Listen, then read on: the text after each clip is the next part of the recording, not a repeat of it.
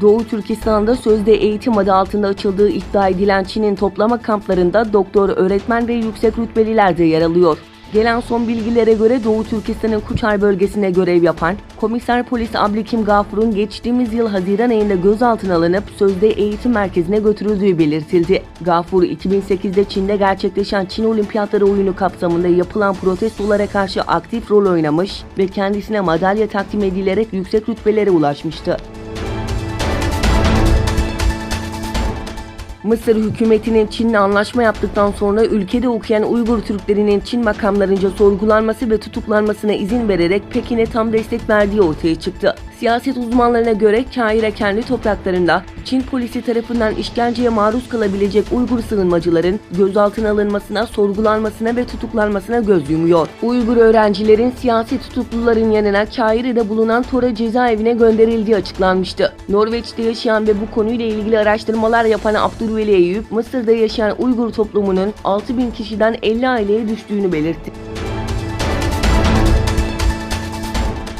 Çin ile ticaret anlaşması yapmaya hazırlanan ABD, Hong Kong'daki olaylar üzerinden Çin'e gözdağı verdi. ABD Başkan Yardımcısı Mike Pence, Hong Kong yasaları ihlal edilirse ticaret anlaşması şansı azalır dedi. Başkan Yardımcısı, ABD'nin sorunun insancıl yollarla çözülmesi için destekçi olacağının da altını çizdi. Diğer yandan sosyal medya platformları Twitter ve Facebook, eylemler hakkında bilgi kirliliği yapan Çin merkezli bazı hesapları kapattıklarını duyurmuştu.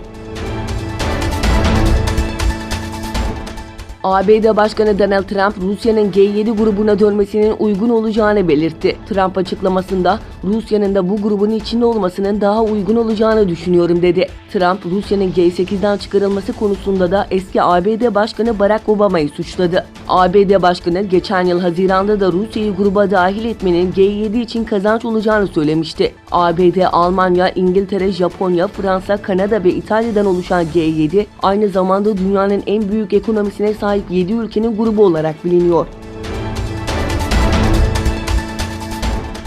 Filipinler Devlet Başkanı Rodrigo Duterte, Çin savaş gemilerinin başkent Manila kıyılarında dolaşmasının ardından ülkenin karasularında izinsiz seyahat eden yabancı gemilerin bundan sonra düşmanca muamele göreceğini söyledi. Çin donanmasına bağlı savaş gemileri Filipinlerin karasularını defalarca ihlal etmiş, geçtiğimiz günlerde de başkent Manila kıyılarına yaklaşmışlardı. Ayrıca Devlet Başkanı Sözcüsü Salvador Panelo ise çevre ülkelerden daha şeffaf olmalarını talep ederek karasularımızı geçen tüm yabancı gemiler geçişten önce uygun hükümet otoritesine haberdar etmeli ve izin almalıdır. Ya dostça bir şekilde bir uyum sağlarız ya da dostça olmayan bir şekilde güç kullanırız dedi.